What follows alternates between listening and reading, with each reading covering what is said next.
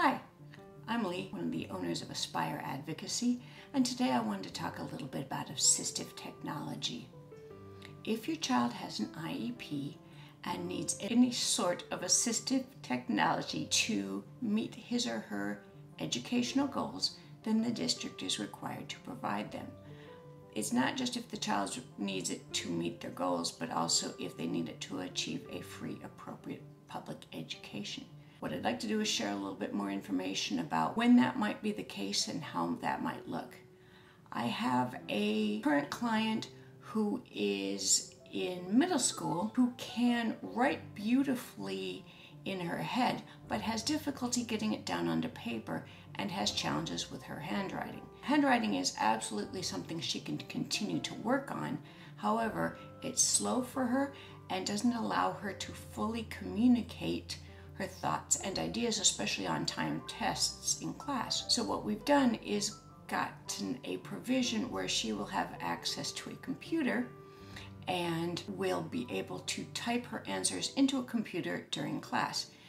In order for your child to be guaranteed that, however, the assistive tech, in this case the computer, must be written into the IEP document and must be carried over from year to year if your child continues to need it. Another option is for a child who has the ideas in their head and can get them out verbally but has challenges either writing or in typing. For a child like that, a speech to text, again on some sort of computer or tablet, would be an appropriate choice. Our schools all have the equipment, and even if they don't, if your child needs it in order to receive a free, appropriate public education, then your child is absolutely entitled to it, and the IEP team should have a discussion around that and determine whether or not your child needs it.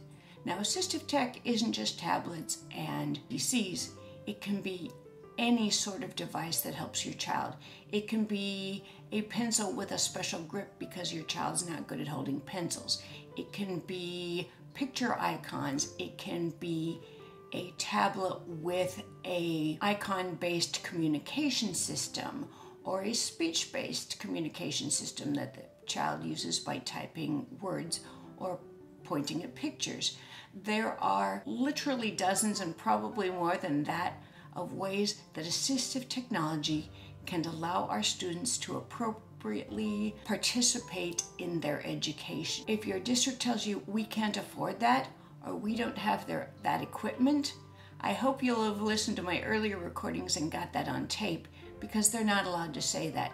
If your child needs it, and if the team has agreed upon it, then the district must provide it. How do we go about figuring that out?